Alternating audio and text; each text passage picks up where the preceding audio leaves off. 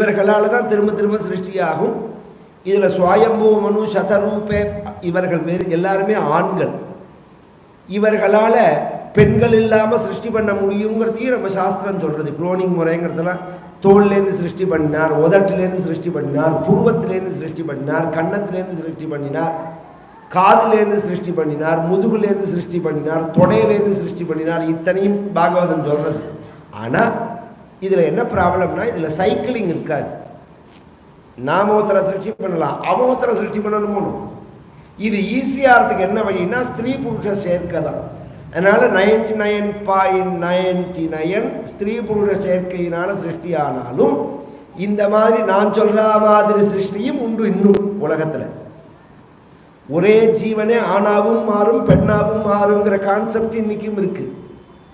இதெல்லாம் ரொம்ப நாம் என்ன பண்ணுறோம்னா குழம்பு ஜாத்தியும் ரசம் ஜாத்தியும் சாப்பிட்டு நல்லா தூங்கிட்டு பெரிய விஷயங்களை மனசில் வாங்கிக்காமல் இந்த அறிவை பகவான் கொடுத்ததை உபயோகப்படுத்தாமல் ஊர்வம்பை பேசிண்டு ஊர்வம்பை கேட்டுண்டு அப்படி தான் போக்கணும்னு நினைக்கிறவே. ஒன்றும் பகவத் குணமாக போகும், பகவத் ஸ்மரணையோடு போகும். இல்லை இது மாதிரி ஞானத்தை சம்பாதிச்சுக்கணும்னு முயற்சி பண்ணும். எவ்வளோ விஷயங்கள் சாஸ்திரங்கள் எடுத்து சொல்லிட்டு போகிறது. இந்த சிருஷ்டி ரெண்டு வகையாக உண்டு. எது ஈஸியாக சைக்கிளிங் ஆகும்னா ஆண் பெண் சேர்க்கலாம். அதனால் அந்த கிரமத்துக்கு அந்த சிஸ்டத்துக்கு கொண்டு வரார் பிரம்மாதை.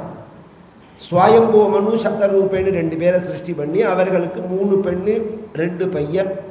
மூத்த பெண்ணுக்கு ஆகூதி, 2வது பெண்ணுக்கு தேவகூதி, 3வது பெண்ணுக்கு பிரசூதி. மூத்த பையனுக்கு பிரியவர்தன், 2வது பையனுக்கு உத்தானபாதன். இவர்களுக்கு கல்யாணம் பண்ணி இவர்களுக்கு குழந்தை பிறந்து இவர்களுடைய குழந்தைகளை ரிஷிகளுக்கு கல்யாணம் பண்ணி கொடுத்து இதனால் பெருசாக சைக்கிளிங் வருது.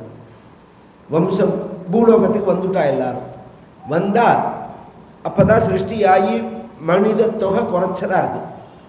எல்லா ஜீவராசிகளும் சிருஷ்டி ஆகிடுது. மனு தான் முதல் அரசன், ராஜா, கிங். இந்த உலகத்துக்கு யார் முதல் அரசன்னா மனு தான். நாமெல்லாம் மனுவோட குழந்தைகள்ங்கிறதுனால தான் மனிதர்கள்னு பேர் நமக்கு. மனுஷன் எந்த மொழியில் எடுத்தாலும் எம்மளை தான் ஆரம்பிக்கும். ஏன்னா மனு சம்பந்தம்னு காமிக்கிறதுக்காக.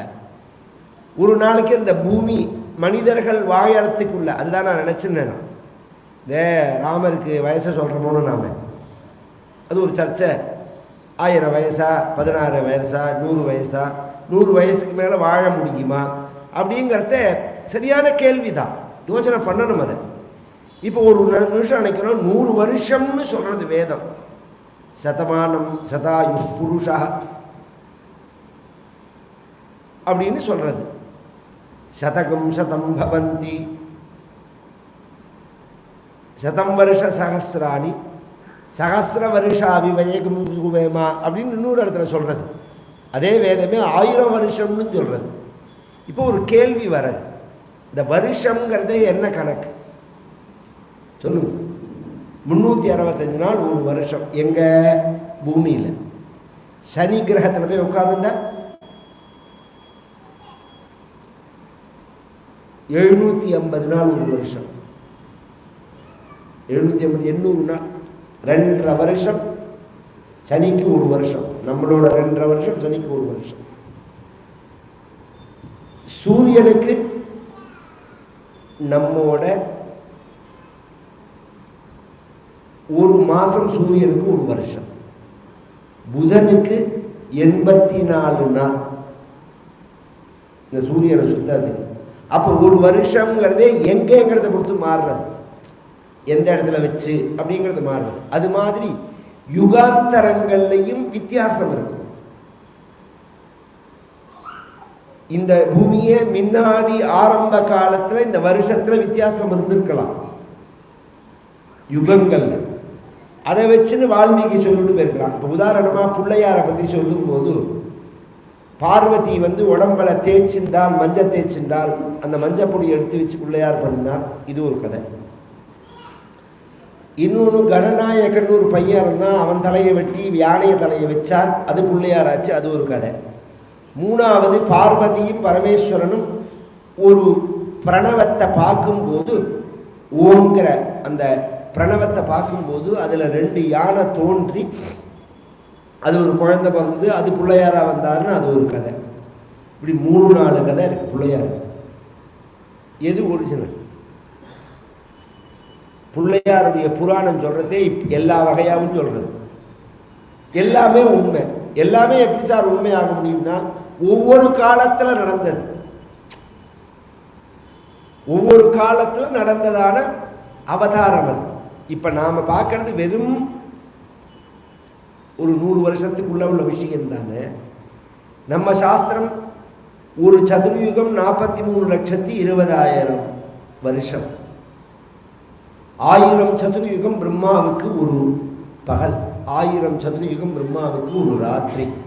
அது மாதிரி 365 நாள், அது மாதிரி 100 வயசு, 452 கோடி வருஷம் வரும். ஒரு பகல் எடுத்துட்டாலே, ஒரு பகல் எடுத்துட்டாலே அப்படி வரும். ஒரு பகல். இது ஒரு கேலக்சியோட ஆயுஷ். இது எந்த அண்டத்தில் எந்த கல்பத்தில் எப்போ நடந்த கதையோ. ஏன்னா ராமாவதாரம், கிருஷ்ணாவதாரம், சில அவதாரங்கள்லாம் எல்லா கல்பத்திலையும் உண்டு, எல்லா சமயத்திலையும் உண்டு. ஏன்னா உண்டானது திருப்பி உண்டாகுங்கிறது ஒரு அடிப்படை. அதே சரித்திரமே திரும்ப திரும்ப வருங்கிறது. ஏன்னா அங்கே சிருஷ்டி பண்ணும்போதும் அப்படி தான் சொல்லப்படுறது. சூர்யா சந்திரமசூ தாதா யதாபூர்வம் அகல்பயத்து அப்படிங்கிறது வேதம். மின்கல்பத்தில் எப்படி இருந்ததோ அப்படி தான் சிருஷ்டி பண்ணினான் பகவான்னு இருக்கு. சூரிய சந்திரனையே அப்படின்னா நாமெல்லாம் அப்படி தானே. ஒரு சின்ன 1-2 மாற்றங்கள் மட்டும் வரும். அதில் ஓரளவு சைக்கிளிங் திரும்ப திரும்ப வரும், சில சமயம் மாறும். அப்படிங்கிறதே வருஷத்தெல்லாம் நாம் ஆச்சரியமாக தான் பார்க்கணும். இந்த பூமியில் மனிதர்கள் உண்டான சமயம் ஒரு நாளைக்கு பூமியையே காணும், பூமியே காணும், எங்கன்னே தெரியல. பிரம்மாட்ட முறையிட பிரம்மாவுக்கும் புரியாமல் யோஜனை பண்ணும்போது பிரம்மா மூக்கு அரிக்க அதுலேருந்து ஒரு சின்ன பன்றிக்குட்டி வெளியில் வர, அந்த பன்றிக்குட்டியை பார்த்துட்டே இருக்கிறதேவே பெரிய ரூபத்தை எடுத்து வராக அவதாரம் பகவான் பண்ணி பிரளய ஜலம் நம்ம சாஸ்திரங்களில் சொல்லும்போது காரண ஜலம், காரணோதகம்னு சொல்லுவாள். ஜலம்னு உடனே நாம் உபயோகப்படுத்துகிறோமே இந்த வாட்டரில், இந்த வாட்டருக்குள்ள மூலக்கூறு பிரளய பயோதி ஜல்லே அஷ்டபதியிலையும் வருது. பிரளய ஜலம்னா என்னன்னா எல்லாத்துக்கும் உற்பத்திக்கு காரணமான மூலக்கூறு. அதுக்குள்ள பிரவேசித்து பகவான் பாதாள எங்கேயோ ஒரு மூலையில் இருந்ததான பூமி எடுத்துன்னு வந்து வைக்கிறார். பாதாள லோகம் தாண்டி இருந்த பூமி எடுத்துன்னு வரார். வர வழியில் இரண்யாட்சன் அப்படின்னு ஒரு அசுரன் அவன் சண்டைக்கு வர அவனை வதம் பண்ணிட்டு பகவான் கொண்டு பூமியை வச்சா. அப்படின்னு உடனே இவன் யார் இந்த இரண்யாட்சன், இவன் எப்படி வந்தான்னு கதை கேட்கும்போது இவன் வைகுண்டத்தில் வாசலில் காவலாளிகளாக இருந்த ஜெய விஜயர்கள் சனகாதிகள்னு 4 பேர் பகவானை தரிசனம் பண்ண வந்தபோது அவர்களை தரிசனம் பண்ண விடாமல் தடுக்க இவர்கள் கோபமடைஞ்சு அவர்களை அசுரராக போக்கணுதுன்னு சபிக்க அவர்கள் தான் அசுரராக வந்தார்கள். அதில் முதல் ஜென்மா இரண்யாட்சன் இரண்யகசிபு, 2வது ஜென்மா ராவணன் கும்பகர்ணன், 3வது ஜென்மா சிசுபாலன் தந்தபக்தன்னு சொல்லி அதில் முதல் ஜென்மாவில் பகவான் வராக அவதாரம் எடுத்து வதம் பண்ணினார்னு அந்த கதையை சொல்லி 2வது சரித்திரம் சொல்லும்போது இந்த தேவஹூதி ஆகூதிங்கிற மூத்த பெண்ணை ருச்சிங்கிற மகர்ஷி கல்யாணம் பண்ணி கொடுத்தாருன்னு. 2வது பெண்ணு தேவஹூதி, அவரை கர்த்தமருங்கிற மகர்ஷி கல்யாணம் பண்ணி கொடுத்தார். ரொம்ப வயசானவர் அவர், ஆனால் தபஸ்வி. அவர்களுக்கு 9 பெண் குழந்தைகள் பிறந்தது. அனசூயேன்னு ஆரம்பம். அனசூய, ஸ்ரத்தா, மைத்ரி, தயா இதெல்லாம் தேவஹூதியோட புத்திரிகள். இவர்களை அத்ரியாதி மகர்ஷிகளுக்கு கல்யாணம் பண்ணி கொடுத்தார். 10வதா ஒரு ஆண் குழந்தை பிறந்தது, கபில வாசுதேவன்னு பெயர். அந்த குழந்தைக்கு உபநயனம் பண்ணி வச்சு அந்த குழந்தைகிட்ட தன் மனைவியை ஒப்படைச்சிட்டு அவர் காட்டுக்கு தபஸுக்கு போயிட இந்த குழந்தைய பார்த்து ஒரு நாளைக்கு அம்மா கேட்குறாள், வயசான காலம் தானே, எனக்கு ஏதாவது உபதேசம் பண்ணேன், எனக்கு ஞானத்தை அடையறதுக்கு உபதேசம் பண்ணேன் அப்படின்னு. உடனே பகவான் அம்மாவுக்கு உபதேசம் பண்ணினது கபிலோபதேசம்னு பேர், கபில வாசுதேவர்னு பேர். அம்மா, துன்பத்துக்கு காரணமே பந்தம் தான். துன்பத்துக்கு காரணம் பந்தம். இந்த மனசு உலகத்தின் பால் வச்சோம்னா துன்பம், பகவான் பக்கம் வச்சா இன்பம். உலகத்தின் பால் வைக்கிறதே நான் எனதுங்கிற எண்ணம் வர. இந்த எனதுங்கிற எண்ணம் தான், நான்கிற எண்ணமும் எனதுங்கிற எண்ணமும் தான் துன்பத்துக்கு காரணமாக இருக்குது. இந்த எனதுங்கிற எண்ணம் இல்லைன்னா அடையிறத்தேவும் இன்பம் இருக்காது, விடுறத்தேவும் துன்பம் இருக்காது. அது எப்படி சார்னா ரொம்ப சுத்தரா மாதிரி இருக்கேன்னா, இப்போ வரோம் நாம் ரயிலில் வரோம்னு வச்சுக்கோங்க, 3rd ஏசி 2nd ஏசியில் வரும். போர்வை கொடுக்குறான், தலகாணி கொடுக்குறான், டவல் கொடுக்குறான். 2 நாள் பிரயாணம்னா எல்லாத்தையும் போட்டு துவம்சம் பண்ணி நன்னா எல்லாத்தையும் அனுபவிச்சுட்டு துவாரகா ஸ்டேஷன் வந்தவுடனே என்ன பண்ணுவோம், அதை மடித்து கூட வைக்க மாட்டோம், அப்படியே விட்டுட்டு இறங்கி வந்துகிட்டே இருக்கும். அந்த போர்வையையோ அந்த தலகாணியையோ நான் விட்டுட்டு போகிறேனேன்னு வருத்தப்படுறோம். நோக்கியாவது நாம் அதை உபயோகிக்கிற காலத்தில் உபயோகிக்காமல் இருந்தோமோ, நான் விட்டுட்டு போகிறேனேன்னு ஏன் வருத்தப்படலைன்னா ஆரம்பத்திலேருந்தே அது என்னோடது இல்லை. இந்த எண்ணம் என்னோடது இல்லைங்கிறதுனால நான் உபயோகிக்காமல் இல்லை. கவனித்து கேட்கணும், நான் உபயோகிக்காமல் இல்லை, உபயோகித்தேன். ஆனால் நான் விடும்போது எனக்கு வருத்தம் கிடையாது. இதுதான் வாழ்க்கை. சிம்பிளாக புரிகிற மாதிரி சொல்லணும்னா எல்லாம் உண்டு வாழ்க்கையில். எதுவும் கிடையாது, எதுவும் ஒன்னோடது கிடையாது. காதறந்த ஊசியும் வாராதே கடை வழிக்கே. இது ஓடிண்டே இருக்கணும் மனசில். ரொம்ப பைத்தியக்காரத்தில் நம்ம பண்ணுறோம். 2 கிரவுண்டு ராஜா அண்ணாமலைபுரத்தில் இருந்தது சார், கடலில் அப்படியே போயிடுது சார் அப்படின்னு சில பேர் சொல்லுவா. ஒரு உதாரணத்துக்கு சொல்கிறேன், கொஞ்சம் யோஜனை பண்ணினோம்னா உலகம் ஏற்பட்ட அன்னியிலேருந்து ராஜா அண்ணாமலைபுரத்தில் உள்ள இருக்கிற கிரவுண்டு அங்கேயே தான் இருக்குது. அது வரவும் இல்லை, போகவும் இல்லை. நாம் வந்ததாகவும் போனதாகவும் கதை சொல்கிறோம். நாம் எப்படி கதை சொல்கிறோன்னா, நம்ம தலையில் ஏற்றுன்னு நாம் இறக்கி வைக்கிறோம். என்னோடதான் நான் நினச்சிண்டு அப்புறம் என்னோடது இல்லை அப்படின்ன உடனே வருத்தப்படுறோம். நீ கடன் இல்லைனாலும் அது போக தான் போகுது, நீ விட்டுட்டு தான் போகிறேன். அதுவாக நம்மளை விடுறதுக்கு இல்லை, நாம விட்டால் சேஃப். அந்த பக்குவத்தோடு விடணும், அச்சுபிச்சுன்னு விடக்கூடாது. அந்த பக்குவத்தை அடைஞ்சு விடணும். இந்த காய்ச்ச உடனே எப்படி செடியை விடுறது, இதுதான்மா ஞானம்ங்கிறது. ஞான யோகம்ங்கிறது இதுதான். மதிரிக குணசக்தா பந்த கிருத்து தேஷ்வசக்தா துவமிருத கிருத்து உபருந்தே பக்தி யோகஸ்து சக்தி. இது மாதிரி என்னோடது இல்லை அப்படிங்கிற எண்ணத்தை எப்படி அடையலாம்னா அதுக்கு ரொம்ப கஷ்டம். நாம் பழகிற அத்தனை பேருமே என்னோடதுன்னு நினச்சிட்டு இருக்கிறவாளோட தான் பழகிறோம். நாம் ஒருத்தரோட நாம் பேசினா என்ன பேசுவோம், மேக்சிமம் என்ன பேசுவோம், சௌக்கியமாக இருக்கு, எல்லாம் சௌக்கியமாக இருக்கு, சாப்பிட்டேன், எல்லாம் சாப்பிட்டேன், மாமி சௌக்கியமாக இருக்காளா இருக்கா, உடம்பெல்லாம் சௌக்கியமாக இருக்கலாம் இருக்க, குழந்தையெல்லாம் சௌக்கியமாக இருக்காளா இருக்கா, என்ன பண்ணிட்டு இருக்கா, வேலைக்கு போயிருக்கா, பேரம் பேத்தி உண்டா. 1 மணி நேரம் பேசினாலும் இதை தான் பேசுவோம். இதையும் தாண்டி பேசுறதுக்கு இல்லைன்னா இன்றைக்கி என்ன சாப்பிட்டேன், காலத்தால் டிஃபன் என்ன, மத்தியானம் சாப்பாடு என்ன. இந்த எண்ணம், இந்த பேச்சை விடணும், இந்த எண்ணத்தை விடணும். எப்படி விட முடியும்னா இந்த எண்ணத்தை விட்டவாளோட பழகணும். உயர்ந்த மகான்கள், நான் அது மாதிரி உள்ளவாளை பார்க்கறது அபூர்வம். இன்னைக்கு அதுக்காக சொல்கிறேன். கிருஷ்ணபிரேமி என்ன இருந்தால், பரமாச்சாரியால் இருந்தால், கிருஷ்ணபிரேமி என்ன இருந்தால், மகாசன்னிதானம் சிருங்கேரியில் இருக்கார். நீங்கள் லௌகிக விஷயம் பேசினா அப்படி மூஞ்சியை திருப்பின்னுருவாங்க. கேட்குற மாதிரி இதுவும் கேட்காத மாதிரி இருக்கும். பால பெரியவா இப்போ இருக்கா பாருங்க, இங்கே பேசி பாருங்க. லௌகிக விஷயம் பேசினா பேச மாட்டான், தர்ம விஷயத்தை பேசினா காது கொடுத்து கேட்பான். ஏன்னா அங்கே போகிறதே நாம் அவள் பேசுகிறத கேட்குறதுக்கு தானே தவிர நம்ம பேசுகிறதுக்கு இல்லை. இதை முதல்ல எல்லாருமே புரிஞ்சுக்கணும். என்னமோ நமக்கும் தெரியும், நானும் 2 வார்த்தை பேசணும்னு அச்சு வச்சுன்னு பேசி வைக்கக்கூடாது. அவள் என்ன சொல்கிறா, நமக்கு என்ன புரிஞ்சுது, இதில் சிலது புரியாது.